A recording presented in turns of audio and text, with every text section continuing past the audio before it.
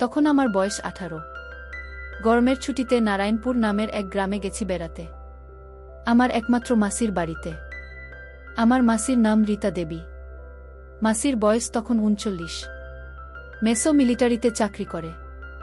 বর্তমানে উনি কাশ্মীরে আছেন। মাসির কোনো বাচ্চা কাচ্চা হয়নি, তবে প্রতিবার মেসো এলে জোর চেষ্টা চালায়। এবারও তার ব্যতিক্রম হয়নি। গতকালই মেসো ছুটি শেষ করে চাকরিতে গিয়েছে, আর আমি এলাম আজ দুপুরে। মাসিদের বাড়িটা নদীর পাশেই, একতলা একটা বাড়ি, সামনে একটু উঠোনের মতো, চারপাশে পাঁচিল দেওয়া, পেছনে কলঘর, 3 দিকে টিনের ঘেরাও, আর সামনে একটা পর্দা টাঙানো। আমি মাসির বাড়িতে ঢুকে মাসি মাসি বলে চেঁচাতে লাগলাম। কোনো সাড়া পেলাম না। তবে ঘরের দরজা খোলা দেখে আমি ঘরে ঢুকে জামা বদলে নিলাম। হঠাৎ পেছন থেকে মাসির ডাক শুনতে পেলাম, বাবু তুই। আমি ঘুরে তাকাতেই আমার সারা গা কাঁপতে লাগল। মাসি একটা গামছা কোনো রকমে জড়িয়ে দাঁড়িয়ে আছে, আর আমি মাসির এই নতুন রূপ দেখে গরম হয়ে গেলাম। মাসি এবার সামনে এসে দুহাতে আমার গালটা ধরে বেশ অভিমান করেই বলল, এতদিন পর বুঝি এই পরমুখী মাসিটাকে মনে পড়ল তোর? আমি আমার মা বাবার একমাত্র সন্তান। মাসি আমাকে নিজের সন্তানের চেয়েও বেশি ভালোবাসে, অথচ এই মাসিকেই দেখে কেন জানি আমার ভিতরে কেমন করছে। আমি সেটা বুঝতে পেরে মাসির কাছ থেকে নিজেকে সরিয়ে নিলুম যাতে মাসি টের না পায়। আমি বললাম, এতদিন পরে এসেছি তো কি হয়েছে? এবার অনেক দিন থেকে পুষিয়ে দেব। দেখো পরে আবার আমার জ্বালাতন সহ্য না করতে পেরে তাড়িয়ে না দাও। তুই যত পারিস আমাকে জ্বালাস, তাতে আমার আপত্তি নেই।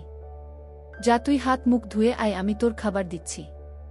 এই বলে মাসি তার ঘরে গেল কাপড় পরতে। আমি কলতলায় গিয়ে হাত মুখ ধুয়ে বেরিয়ে আসতেই দেখতে পেলাম দড়িতে ঝুলছে কালো একটি স্মল পোশাক। সেটা যে মাসির তাতে সন্দেহ নেই। মাসিকে একটু আগে দেখে যেমন লেগেছিল এখন এই শুকোতে দেওয়া। এমন সময় মাসির ডাক শুনতে সংবিত ফিরে পেলাম। আমি তাড়াতাড়ি রান্নাঘরে গেলাম। খাওয়া দাওয়াটা ওখানেই হয়। খেতে খেতে মাসি আমাকে বাড়ির কথা জিজ্ঞেস করল, আরও অনেক বিষয়ে প্রশ্ন করল। আমি শুধু হ্যাঁ হু করে উত্তর দিচ্ছিলাম। আমার চোখ বারবার মাসির দিকে আটকে যাচ্ছে। নীল শাড়িটাতে বেশ মানিয়েছে। আমি কোনমতে খেয়ে ঘরে গেলাম। ঘরে শুয়ে পড়তে ঘুমিয়ে পড়লাম। সন্ধে হওয়ার কিছু আগে ঘুম ভাঙল। মাসি আমাকে চা দিল আর একটা চাবি দিয়ে বলল, যা চাটা খেয়ে নদীর ধার থেকে ঘুরে আয়, ভালো লাগবে। আর এই চাবিটা রাখ, আমি একটু মন্দিরে যাব। আমি চলে এলে তো এলামই, আর না এলে তুই এই চাবিটা দিয়ে তালা খুলিস। এই বলে মাসি বেরিয়ে গেল। আমি নদীর ধরে হাঁটতে লাগলাম। কিছুক্ষণ হেঁটে বাড়ি ফিরছি। একটু হেঁটে রাস্তার পাশে একটা গাছের আড়ালে মুততে বসলাম। মোতা শেষ হতেই যেই গাছের আড়াল হতে বেরুব অমনি রস্তই দুটো নারী বিপরীত দিক থেকে এসে মিলিত হয়ে থামল। আমি ভাবলাম ওরা চলে গেলে তবেই বেরুবু, নইলে এই সন্ধে বেলায় আড়াল থেকে বেরুতে দেখলে অন্য কিছু ভাবতে পারে। নারী দুটোর একজন মাসির বয়সী, আরেকজনের বয়স 45 হবে। তাদের কথা শুনে জানলাম বয়সে যে একটু বড় তার নাম গোপী আর ছোট্টা সীতা। আমি অজ্ঞতা তাদের কথা শুনতে লাগলাম। হ্যারে সীতা, এই সন্ধেবেলা কোথায় যাচ্ছিস? আরে গোপী বৌদি যে, এই তো রীতাদির বাড়িতে। ও পোশাক বানাতে দিয়েছিল, ওটা দিতে যাচ্ছি। দেখি ইস, পোশাকের কি ছিঁড়ি! এই ফিনফিনে পাতলা কাপড় পরে থাকলেই পারে। কি যে বলো না, গরম বলেই পাতলা কাপড়ের বানিয়েছে। গরম না ছাই? আমাদের গরম নেই বুঝি? কিসব যাতা বলছো? যাতা নয় রে ঢ্যামনা, সত্যি তাই। বর বছরে একবার আসে বাড়িতে, অথচ তার অবস্থা দেখেছিস? কি করে এত ভালো বানল? ভাতার না থাকলে কি এও সম্ভব? তাছাড়া ওর বরের বন্ধু ওই যে গঞ্জে মাছের আড়ত আছে, ও তো প্রায় যাই ও বাড়িতে। একলা বাড়ি, বুঝতে পারছিস ঘটনা। তাতে তোমার কি? পারলে তুমিও সেবা নেও, খালি অন্যের দোষ ধরা। আমি তো ভুলে গিয়েছি তুই রীতার গোলাম। তার উপর তোকে দিয়ে পোশাক আশাক বানা। তোকে কি আর বিশ্বাস করানো যাবে? যা যা, তার বাড়িতে যাচ্ছিলি তাই যা। এই বলে গোপী নামের মহিলাটি চলে গেল। সীতা ওখানে দাঁড়িয়ে বলল, আমরা স্বামীকে দিয়ে সেবা নেয় বলে তোর হিংসে হচ্ছে। রীতাদিকেও বলতে হবে ব্যাপারটা, বলেই সীতা চলে গেল। আমি আড়াল থেকে বেরিয়ে সীতার পিছু পিছু বাড়ি যাচ্ছি, আর এতক্ষণ যা শুনলাম তা ভাবছি। সীতা ঘরে ঢুকার কিছুটা পরেই আমি ঢুকলাম। আমি কোনো শব্দ না করে ঘরে ঢুকে ভাবছিলাম, একটু আগে যা শুনেছি তা যদি সত্যি হয় তাহলে কই মাসি? না, আমি কিছুই ভাবতে পারছি না। হঠাৎ আমার খেয়াল হলো সীতা নামের মহিলাটির সাথে মাসির একটা খাতির আছে। এমন সময় আমার ইচ্ছে হলো ওদের কথা আড়াল থেকে শোনার। আমি বারান্দায় এসে মাসির ঘরের সামনে এসে দাঁড়ালাম, এমন সময় বিদ্যুৎ চলে গেল। ভেতর থেকে আওয়াজ আসলো, সীতা বাইরে চল, এই গরমে থাকা আর সম্ভব না। শুনে আমি দ্রুত আমার ঘরে চলে এলাম। আমার ভাগ্য এতটাই ভালো যে মাসিরা আমি যে ঘরে থাকি তার দক্ষিণের জানালার পাশে এসে বসল। দুজন বাইরে আর আমি ভেতরে। তারা কথা বলতে লাগল।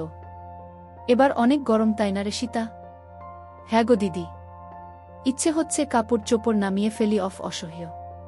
তা খোলো না, কে বারণ করেছে? বাড়িতে তো আর কেউ নেই। ভালো কথা মনে করিয়েছিস, বাবুটা এখনো এলো না, কোথায় গেল?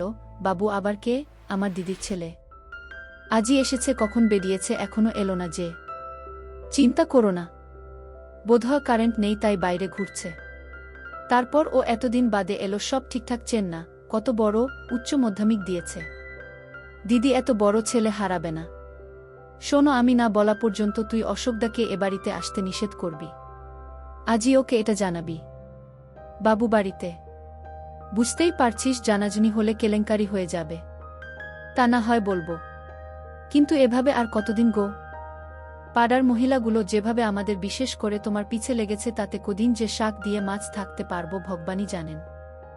আজ গোপীও খোঁচা মেরে কিছু কথা শুনিয়ে দিল। কিন্তু করবটা কি বল? তোরও তো তাও স্বামী সপ্তাহান্তে বাড়ি আসে, আর আমার? আমি কি করে থাকবো বল? একটা কথা বলি, রাগ করবে না তো? কি কথা? এটা শুধু একটা কথা নয়, সমাধানও। কি বলবি বলতো? তোমার বোনপোটা তো বড়ই হয়েছে, দেখো না ওকে বশ করতে পারো কিনা? কি যাতা বলছিস? নিজের ভাগ্নের সাথে? আর ভাগ্নে ছেলে তো নয়। তাছাড়া অশোকদা যেমন পরপুরুষ, ভাগ্নেও তেমন। কেউই তোমার স্বামী নয়। তাছাড়া ঘরের মধ্যে ব্যাপারটা থাকলে জানাজানির ভয় রইল না। তার চেয়ে বড় কথা, তোমার ভাগ্নে যে তোমাকে বিশেষ নজরে দেখে না, তুমিই বা জানলে কি করে? বুঝলাম, কিন্তু দিদি বারে অশোক বাবু আর কামিনীদির ব্যাপারটার একমাত্র সাক্ষী তুমি আর আমি। সে ক্ষেত্রে নিজের মান বাঁচাতেই কামিনীদি আমাদের বাধা দেবে না। তা তুই ঠিকই বলেছিস। জানিস, আজ যখন আমি স্নান সেরে বাবুর সামনে দাঁড়ালাম, তখন বাবু আমার দিকে হা করে তাকিয়েছিল। আর কলতলায় ও আমার শুকোতে দেওয়া পোশাক হাতে নিয়েছিল। তুমি বুঝলে কি করে? ওটা আমি যেভাবে শুকোতে দিয়েছিলাম বিকেলে ঘরে আনার সময় সেভাবে পাইনি। তখন ব্যাপারটা খেয়াল করলেও গুরুত্ব দিইনি। এখন বুঝতে পারছো যে বাবু তোমার দিকে নজর দিয়েছে। হয়েছে হয়েছে, আর বকিস না। বাকিটুকু আমি বুঝব। আচ্ছা দিদি, বাবু তোমাকে সেবা দিতে চাইলে তুমি কি করবে? তুই না বেশি বকিস। এখন যা, অশোক বাবুকে গিয়ে বলে আয় যেন এ বাড়িতে না আসে। সে কি একেবারেই না করে দেব? না রে, যতদিন আমার বাবু আছে ততদিন।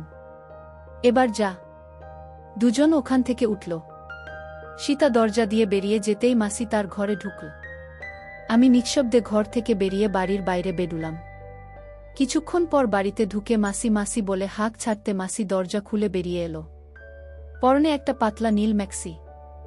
মাসি আমাকে টেনে ধরে বলল, কোথায় ছিলি রে বাবা? আমার বুঝি চিন্তা হয় না? হাত মুখ ধুয়ে আয়। আমি কলতলায় যেতে যেতে ভাবতে লাগলাম, মাসির এ ব্যাপারটা একটু অন্যরকম। আগে আমাকে এভাবে ধরত না। তাছাড়া সীতা যা বলল তাতে স্পষ্ট বোঝা যায় অশোক বাবুর সাথে মাসি ও সীতার সম্পর্ক আছে, কিন্তু এখানে মা এলো কিভাবে? ব্যাপারটা একদম গুলিয়ে যাচ্ছে। তবে মাসির কথা ভাবতে আমার কেমন যেন হচ্ছে।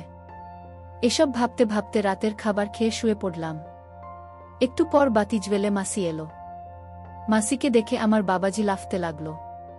মাসি এসে আমার পাশে বসে এক গ্লাস দুগ্ধ এগিয়ে দিল। নে বাবা, খেয়ে নে, তুই অনেক টায়ার্ড, এটা তোকে শক্তি যোগাবে। দেখিস না মায়েরা নিজেদের সন্তানদেরকে কত যত্ন করে খাওয়ায়। অবশ্য ভগবান আমাকে সে সুযোগ দেয়নি। কাউকে পেটেও ধরতে পড়িনি, তাই খাওয়ানোর সুযোগ পাইনি। মাসির আচরণের এই পরিবর্তন বুঝতে পারলেও সাহসের অভাবে কিছু হলো না। অনেক কষ্টে ঘুমলাম, আর ঘুমের ভেতর মাসিকে নাচতে দেখলাম। তারপর যা হলো তাতে শুধু দাগটাই থেকে গেল। পরদিন ঘুম থেকে উঠতে উঠতে প্রায় 11টা বেজে গেল। আমি উঠে বসতেই আমার ট্রাউজার এ নজর পড়তে দেখলাম ওখানটায় দাগ লেগে আছে। বুঝতে বাকি রইল না কিসের দাগ। আমি ভাবলাম এখনই স্নান সেরে নেব, না হলে মাসি এই দাগ দেখতে পেলে ব্যাপারটা ঠিক হবে না। আমি স্নান ঘরে যেতেই মাসির শুকোতে দেওয়া পোশাক নজরে এলো। তার মানে মাসিও স্নান সেরে ফেলেছে। মাসি যাতে বুঝতে পারে আমি মাসির প্রতি দুর্বল, তাই আমি পোশাকটা হাতে নিলাম। ঘরে পৌঁছাতে মাসির ডাক পেয়ে খেতে গেলাম। মাসিকে দেখে আমার গায়ে আগুন লেগে গেল। একটা সুতির বেগুনি রঙের পাতলা শাড়ি পরেছে। আমি ঠিক করলাম আজ সারাদিন মাসির পাশে পাশেই থাকব। মাসি আমাকে খেতে দিয়ে পাশে বসে কথা বলতে লাগল। তবে মাসির মিটি মিটি হাসিটা আমাকে বেশ অস্বস্তিতে ফেলেছে। বাবু, তোর ঘুমে কোনো অসুবিধে হচ্ছে না তো? অসুবিধে হবে কেন? না, এমনি বললাম আর কি। বলেই মাসি মুখ টিপে হাসতে লাগল। আমি কথাবার্তা এগিয়ে নেয়ার চেষ্টা করলাম। মাসি, তোমার স্বাস্থ্য আগের চেয়ে ভালো হয়েছে। স্বাস্থ্য ভালো বলতে কি বুঝছিস? না মানে একটু মোটা হয়েছ আর কি। ও, আমি ভাবলাম অন্য কিছু। তা তোর মাকে দেখেছিস? সেই তুলনায় আমি এমন কি আর মোটা? আর কোনো কথা খুঁজে না পেয়ে আমি চুপচাপ খেয়ে মাসির পাশে বসে রান্না করা দেখতে লাগলাম। মাসি চুলো ভাত ছড়িয়ে তরকারি কুটতে বসতেই হাঁটুর চাপে কমলাগুলো বেরিয়ে পড়তে চাইছে। আমার কাছে পুরো দৃশ্যটা কাল্পনিক মনে হলেও তা যে বাস্তব তা বুঝতে পারলাম নিচের টনটনানিতে। আমি মাসির কাছ থেকে উঠে চলে এলাম ধরা পড়ার আগেই। দুপুরে খেয়ে আমি আমার ঘরে একটু ঘুমুতে চেষ্টা করলাম। হঠাৎ মাসির ঘরের দরজা খোলার আওয়াজে আমি সজাগ হলাম। সীতা এসেছে। আমি উঠে মাসির ঘরের দরজায় কান পাততেই শুনলাম, ধ্যাত, ওকে দিয়ে কিছুই হবে না। তুই বলো না, আজ আমি যে পোশাক পরেছি তা দেখে কোনো পুরুষের কি ঠিক থাকার কথা? আহা দিদি, তুমি ওর উপর রাগ করছো কেন? মনে হয় তুমি ওর মাসি, তাই যদি কিছু মনে করো বা ওকে বকা দাও বা ওর মাকে বলে দাও তাই ও এগুচ্ছে না। তাই আমি বলি কি তুমি ওকে? বাকি কথাগুলো ফিসফিসিয়ে বলাতে আমি কিছুই শুনতে পেলাম না। শুধু এটুকুই শুনলাম, মাসি বলছে তুই পরিসও বটে। তাহলে এক কাজ কর, তোর বোনপোটাকে বলিস ওটা নিয়ে যেন 5টার দিকে চলে আসে। আমি বাবুকে নিয়ে তখনই বের হব। তাহলে আমি যাই। দেরি করলে আবার চিনুকে পাওয়া যাবে না। এই বলে সীতা চলে গেল। আমি বিছানায় শুয়ে পড়তে মাসি ঘরে এলো। আমার পাশে বসে মাথায় হাত বুলাতে বুলাতে বলল, বাবু ঘুমিয়ে পড়েছিস? না মাসি। কেন, এখানে এসে শুধু কি বাড়িতে পড়ে থাকবি? চল আজ একটু বেরিয়ে আসি। কোথায়ই তো পাশেই শহরে। একটু ডাক্তার দেখব, তারপর না হয় দুজন মিলে একটা মুভি দেখে বাড়ি ফিরব। ওকে চলো।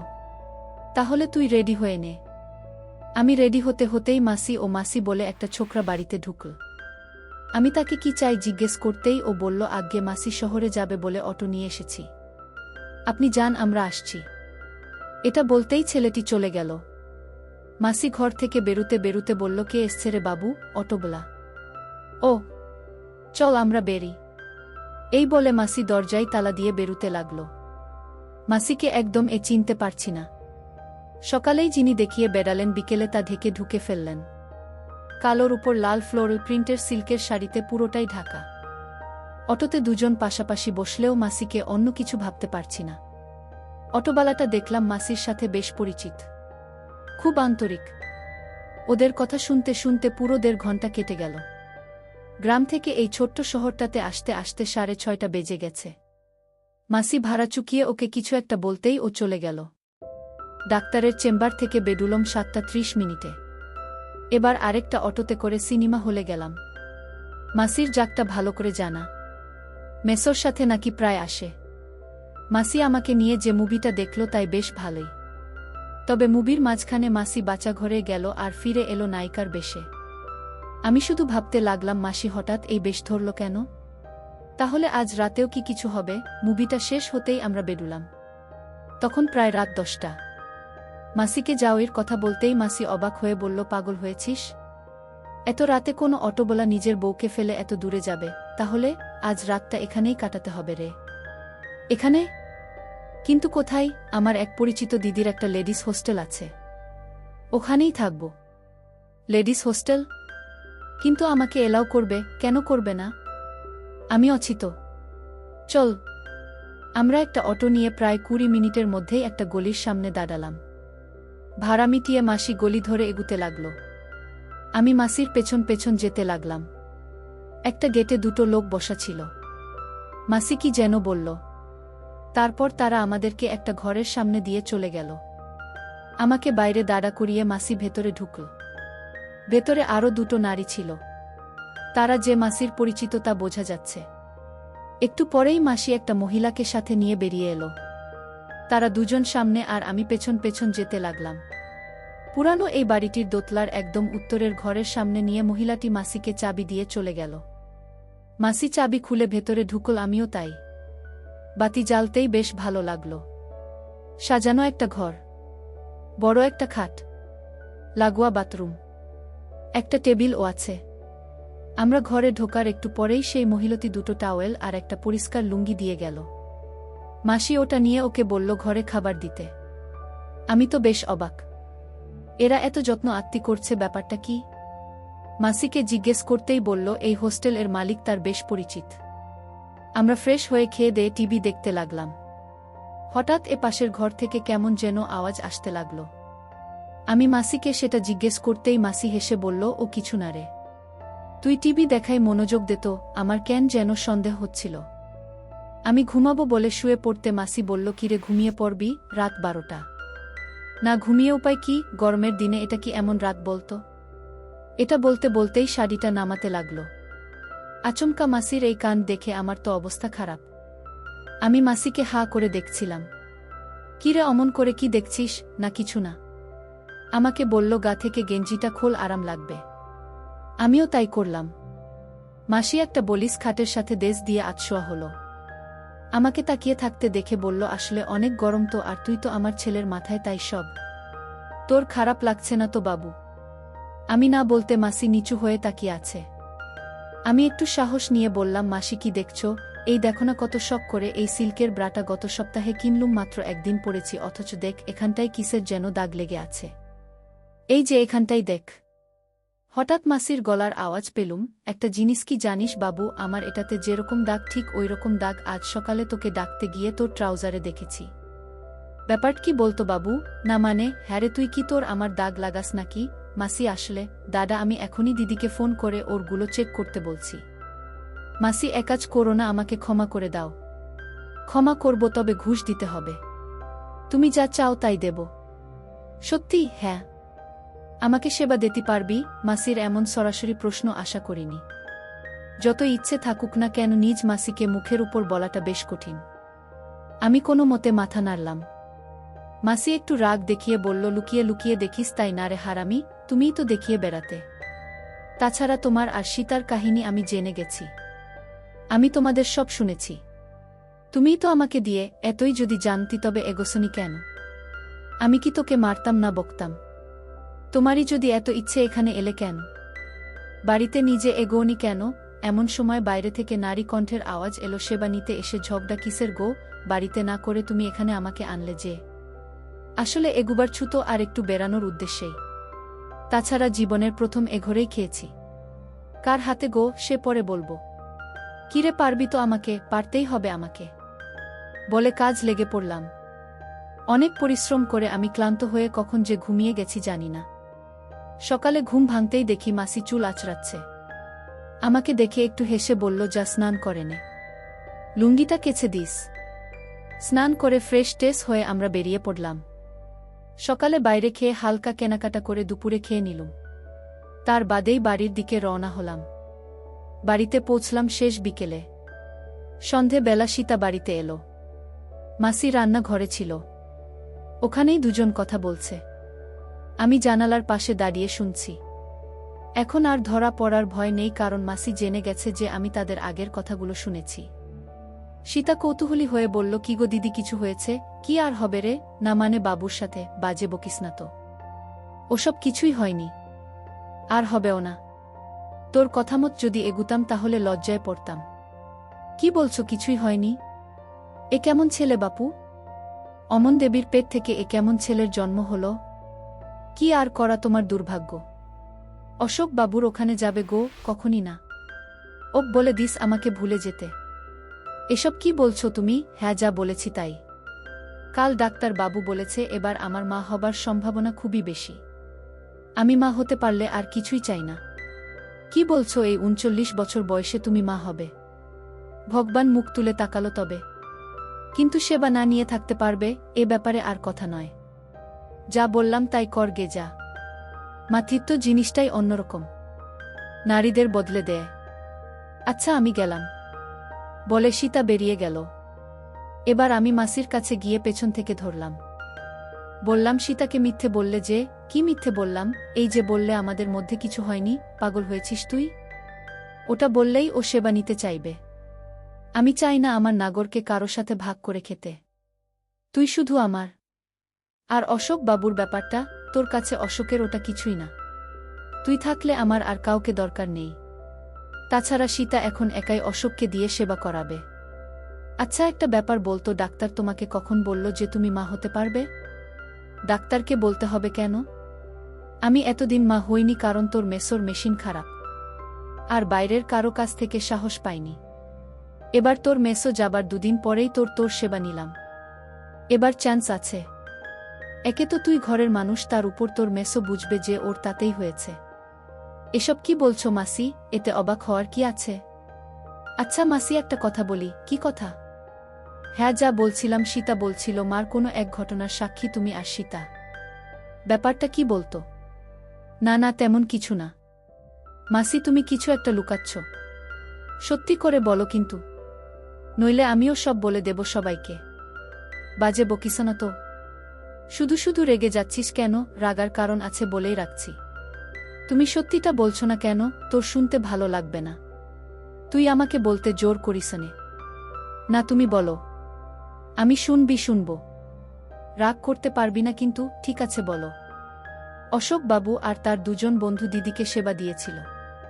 মা কি রাজি ছিল? আসলে তোর বাবা তো 2-3 বছরে একবার দেশে আসে, তাই বুঝতেই পাচ্ছিস দিদির একটা চাহিদা ছিল। সেই চাহিদা কি এখনো আছে? আছে তো বটেই। চাহিদা মেটাই কি করে? যেভাবেই মেটাক না কেন, সুখ তো আর পায় না। মেয়েদের জ্বালা বড় কষ্টের। আমার মার কষ্ট কমানোর কোনো উপায় কি নেই? একটা উপায় আছে। কি? এমন কাউকে খুঁজে বের কর যে দিদিকে সুখ দিবে, কিন্তু বাইরের কেউ জানবে না। কোথায় পাবে এমন কাউকে? তাছাড়া মার সাথে অন্য কাউকে আমি মানতে পারবো না। তাহলে তোকে হতে হবে সেই পুরুষ। মানে মাসির পাশাপাশি মাকেও সেবা করতে হবে। কিন্তু? কোনো কিন্তু না। যা বললাম তাই কর। সকালে আমাকে তোর মতামত জানাস। আমি সে অনুযায়ী ব্যবস্থা নেব। পরবর্তী 2 ঘন্টা অনেক পরিশ্রম করে ঘুমিয়ে গেলাম। সামনে অজানা দিন। পরদিন সকলে ঘরের কাজটাজ সেরে মাসি রান্না ঘরে গেল। আমিও স্নান সেরে মাসির কাছে গিয়ে বসলাম। মাসি তরকারি কুটছিল। আমাকে দেখে হাসল। আমাকে চুপ থাকতে দেখে মাসি, কিরে কিছু বলছিস না যে? কি বলবো?